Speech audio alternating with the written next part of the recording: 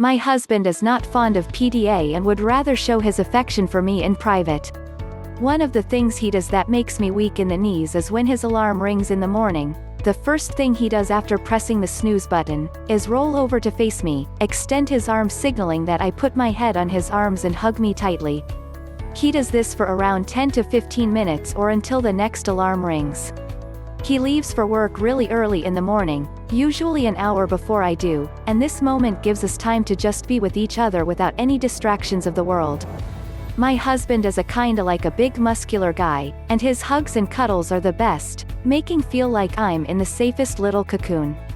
Another thing he does that makes me weak in the knees is when he comes home after going to the gym, and he carries a little bag with sliced fruits for me to eat.